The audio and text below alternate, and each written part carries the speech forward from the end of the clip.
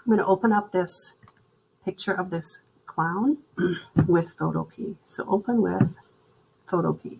So if you've already made a copy of that in your own Google Drive, you should be able to right click on it and do exactly the same thing.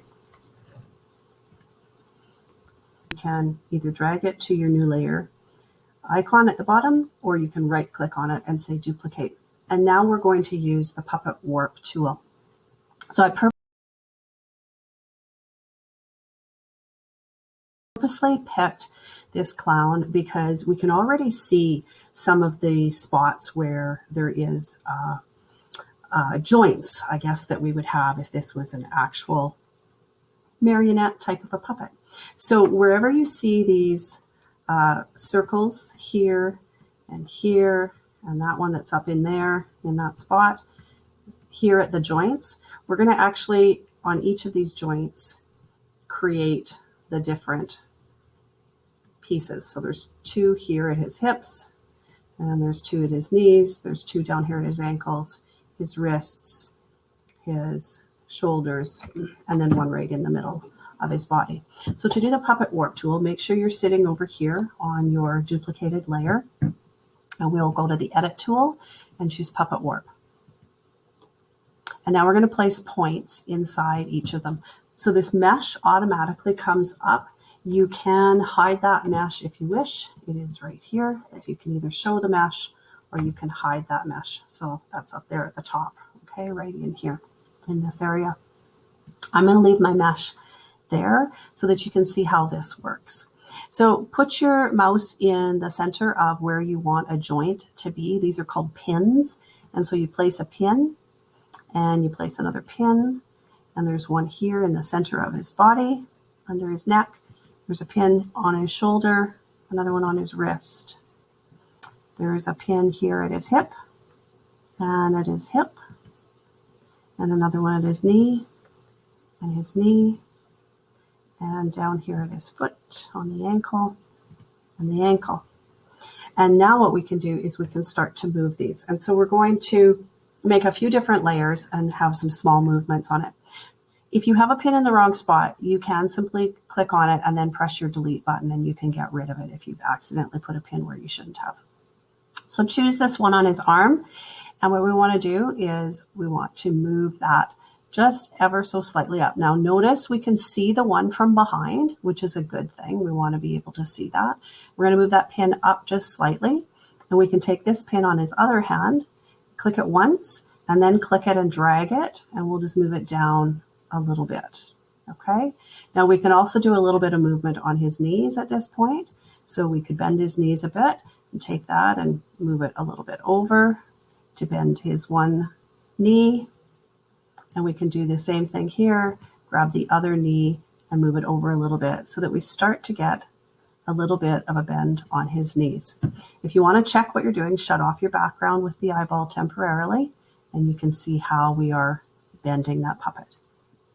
Okay, so I'm going to leave those 2 layers on so that you can see both of those layers at once. Now we're going to duplicate the top layer again. Now, unfortunately, we have to go and put these pins back on it again. It doesn't save the pins, so we have to go to Puppet Warp again. And we add some pins here, and here, and here, and here, and here. And so we're adding these pins in where our other pins would have been.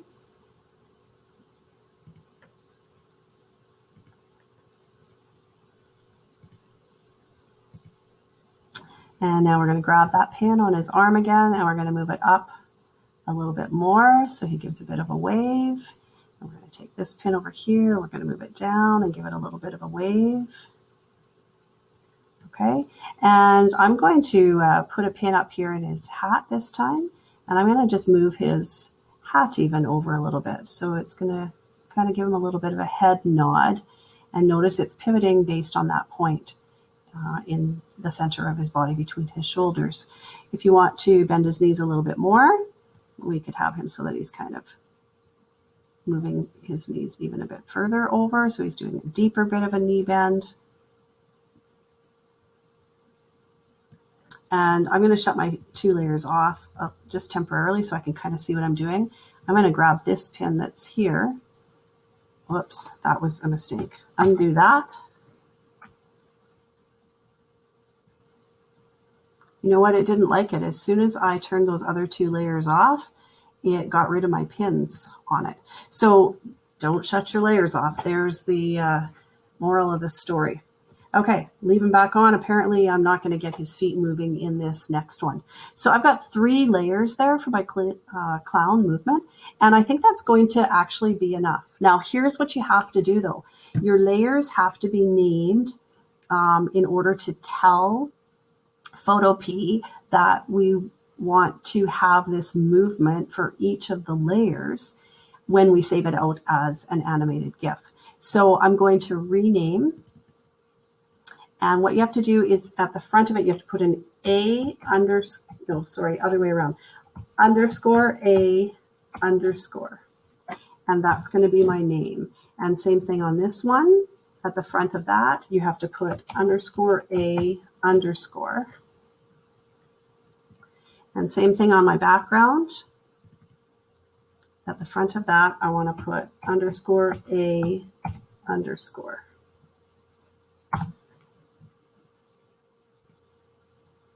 Now I have a transparent background, and it will stay transparent like this. Actually, I think it'll turn it into a white background. I'm going to show you how to make it colored in just a second here.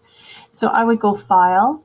First off, save this out as a PSD file so that it maintains those layers on it, or you could save it right back into your Google Drive and it will overwrite what you've got happening on it. So I'm just going to call this Clown Done with Layers. Save it.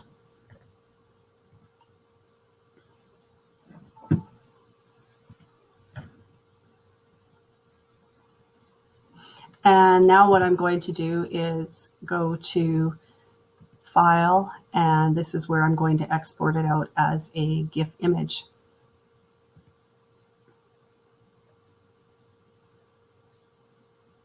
You can see there is a little bit of a lag in this. Hopefully yours isn't too bad. So that's really large, 2,400 pixels. It's pretty big. So I'm going to take and I'm going to change my width to be 800 instead and hit enter, and that'll change the size of it. It will automatically change the height as well because it is linked, the height and the width. And there's my bouncing clown. Now, if that's a little bit too fast, you can change your speed a little bit on it.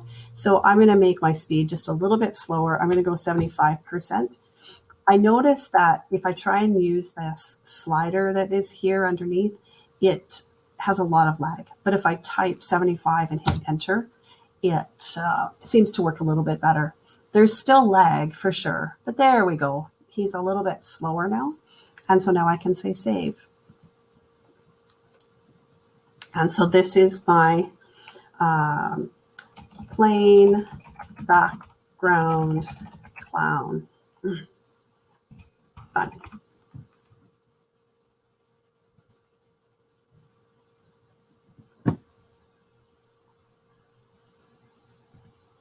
So one last thing, if you want to put a background on them that kind of looks like a bit of ground, we could do that with a gradient. Actually would be kind of neat to be able to do. So you would create a blank layer and make sure that this blank layer is at the very bottom.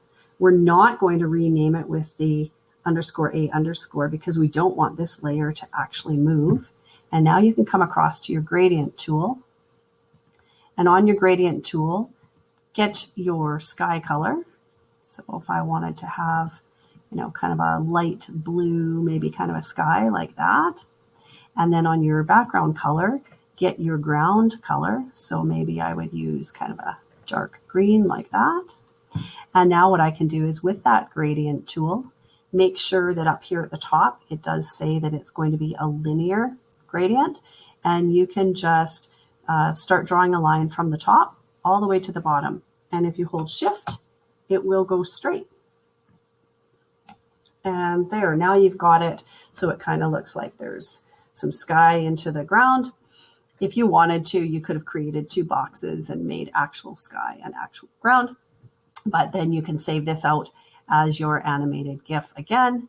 And this time, because I've got 2 copies of it now, I'll call this my colored background clown done. And I'm not seeing where I can change the file name on it. Oh, I know where it is. It comes up here. This is where it is. So, colored background clown done. And that's all there is to it. That GIF file you can put onto your website. And so you'll just put it up there the way that you would normally put a JPEG up there.